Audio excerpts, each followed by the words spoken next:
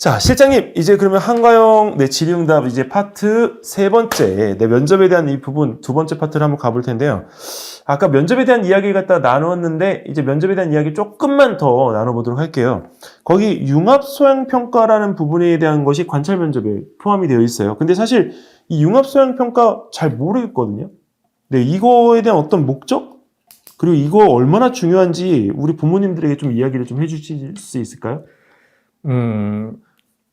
일단 융합소양 평가라는 것 자체가 네. 그 팀 프로젝트에 나온 토론 주제 그런 개념 아닐까요? 예를 들면 어떤 예시가 있을까요? 뭐 작년 주제로 보면은 챗 GTP의 활용을 통한 숙제 이야기? 주제, 뭐 그런 것들. 그리고 그 어르신들에 대한 무임승차에 관련된 내용들. 그러니까 사회성에 대한 부분을 얼마만큼 또 인지를 하고 있는지에 대한 부분. 약간 시사적인 과학 부분이 이제 있는 거네요. 그렇죠. 그러니까는 보통 이제는 일반적인 그 과학이라고 하면 이제 사회과학, 자연과학이라면 이제 사회과학적인 측면까지도 같이 인지를 하고 있는지에 대한 부분들. 근데 보통 이런 이야기들이 나오면 이제 학생들이 그런 평가에 대한 부분들 때문에 우왕좌왕하다가 이제 이거를 잘 못하는 경우들이 있고 시간만 까먹는 경우들이 많거든요.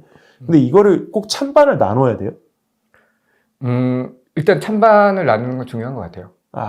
왜냐면은 그 반대 의견을 알고 있어야 새로운 것들을 변화시킬 수도 있는 거고, 그 반대 의견을 가진 사람들을 설득할 수도 있는 거고. 그러니까는 반대 의견을 알아야 또 그 사람들을 설득할 수 있는 거기 때문에 찬반은 분명히 명확하게 가려지는 건 좋은 것 같아요. 그럼 한 팀에서 네. 그 찬성과 반대의 입장을 갖다가 이렇게 정리해서 나누고 그 역할들을 수행해서 하나의 결론을 갖다 도출하도록 하는 게 더 유리한 건가요? 그렇죠. 그러니까 사실은 모든 게 다 옳고 모든 게 다 그르진 않잖아요. 그러니까는 그 안에서 저는 이제 개별적으로 생각하는 거는, 만약에 이제는 찬반 논란이 있다. 그리고 반이 49%고 찬이 51%라면은 어떻게든 그냥 그 찬성 쪽을 따라가는 게 맞다라고 생각을 하고 있긴 하거든요. 그러면 그 49%를 이제 어떻게 설득을 시킬 거냐. 그거를 이제 고민하고 생각하는 게 중요합니다. 그러면 단어의 선택도 되게 중요할 것 같은데요. 그렇죠. 그 단어의 선택이 많이 중요하다면 그 단어의 선택에 하는 입장에서 긍정적인 측면과 부정적인 측면으로 설득을 하는 입장이 되는 게 중요하다, 이렇게 보면 그렇죠. 될까요? 그러니까 뭐냐면은 이 토론 과정에서 가장 또 문제가 될 수 있는 아이가 어떤 아이냐면 맹목적인 아이. 토론을 전혀 할 수 없는 아이. 융통성 없는. 그냥 자기 생각만을 계속 주장하는 아이. 예, 그런 아이들. 근데 그 친구들 같은 경우에는 이 팀플에 영향을 미치잖아요. 엄청 많이 주죠. 그래서 이 팀플이 사실 이 와해가 되거나 사실 진행이 안 돼서 어떻게 해야 될지 모르는 그 시간적인 게 더 많이 이렇게 지나가 있는 경우들이 많거든요. 그러다 보니까 우왕좌왕하다가 준비 못하고 사실 자기 각자 나중에 마지막에 뭔가를 해야 되는 상황이 돼서 결국은 결과가 안 좋게 끝나는 경우들이 많은데.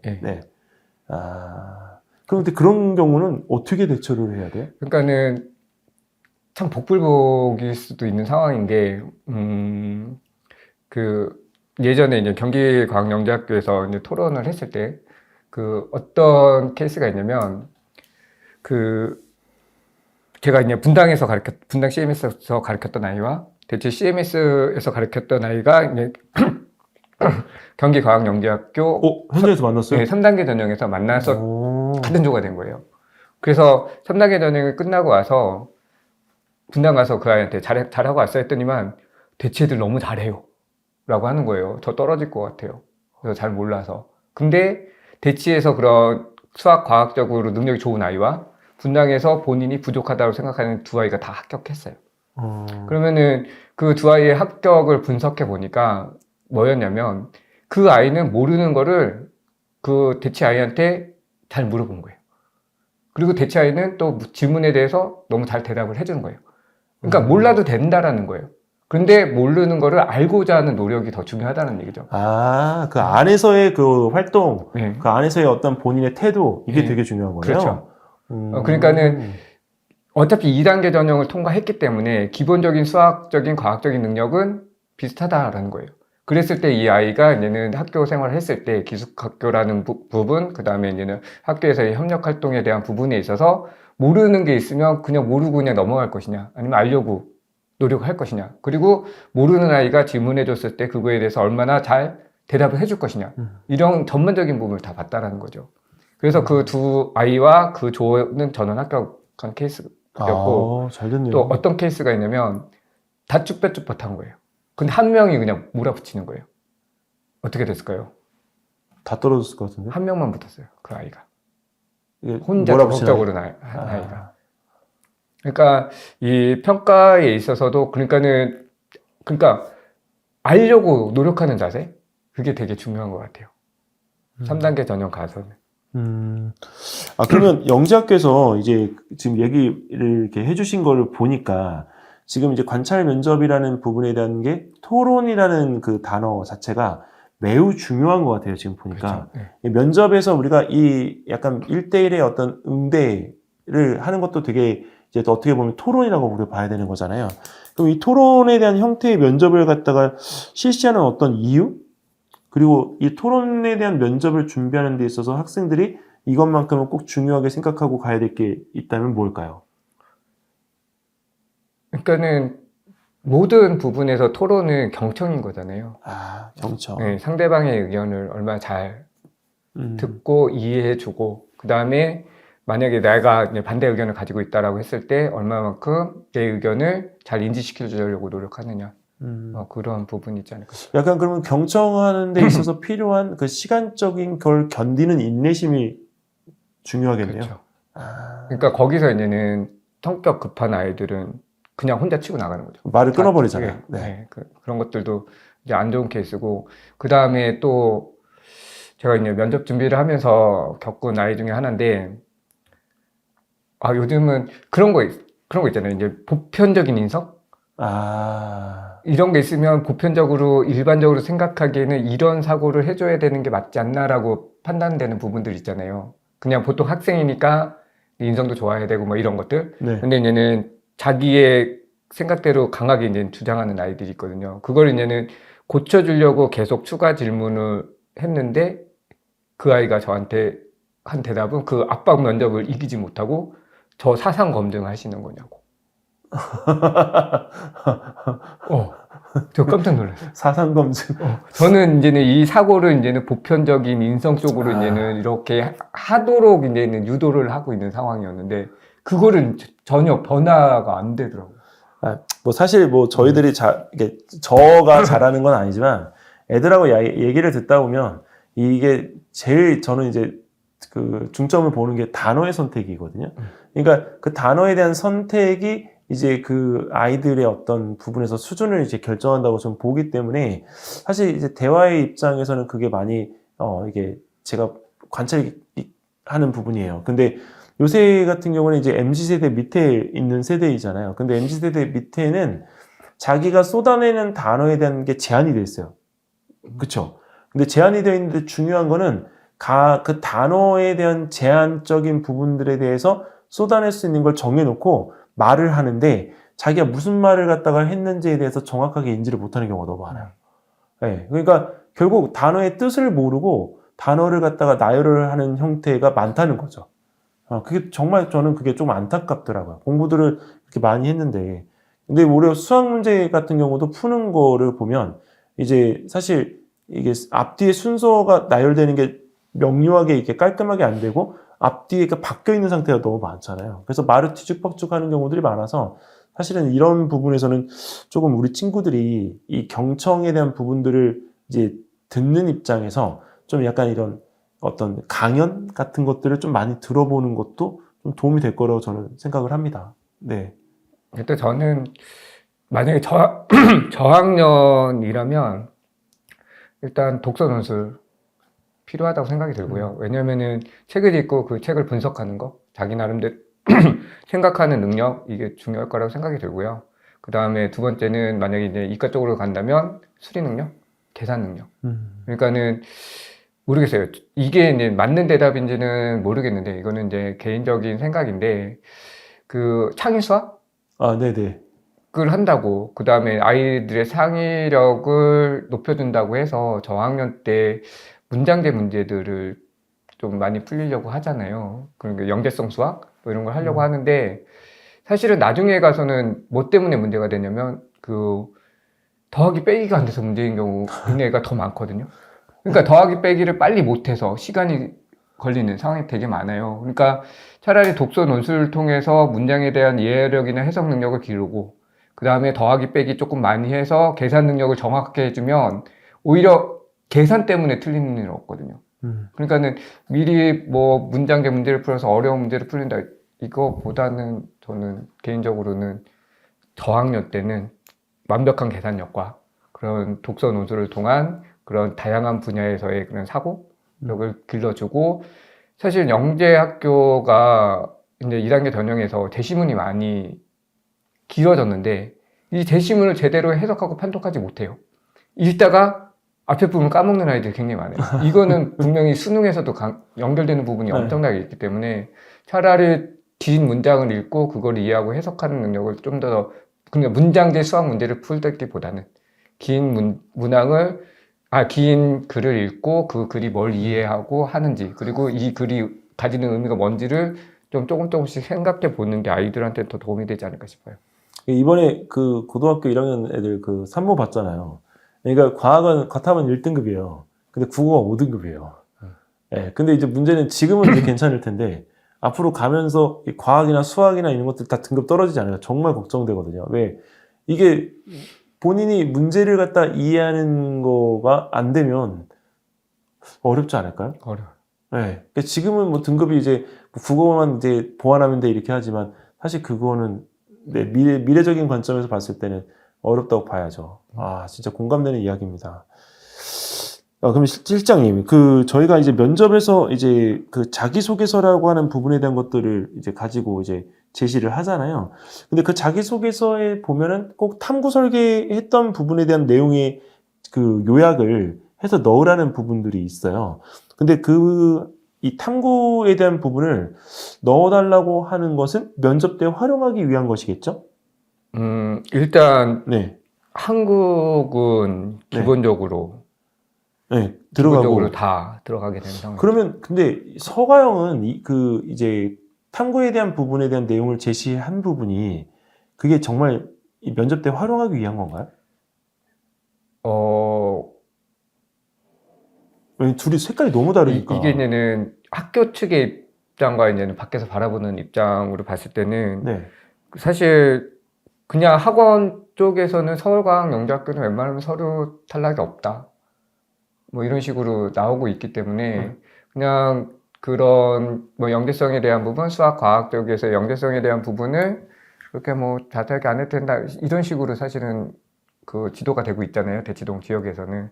그러니까 크게 영향을 주는 것 같지는 않아요. 근데 제가 알기로는 그 서류 전형에서 한 30% 떨어지지 않아요? 근데 이제는 3학년들은 3학년들은 모르겠어요. 지원하는 애들 입장에서는 그렇게 서류에서 탈락하는 아이들은 많지는 않은 것 같아요. 서울 쪽은. 실장님 아이들. 모르겠어요. 대치동 지역 아이들의 특징인지 모르겠는데, 사실은 서울과학영재학교는 딱 구분이 되잖아요. 확실하게 붙을 애들, 아니면 안 되는데 그냥 쓰는 아이들 있고, 그 다음에 이제는 1, 2학년 아이들 중에 KM으로 하고 있고 앞으로 서울을 갈 아이들, 이렇게 지원을 하다 보니까 서류 탈락자는 많지는 않은 것 같아요.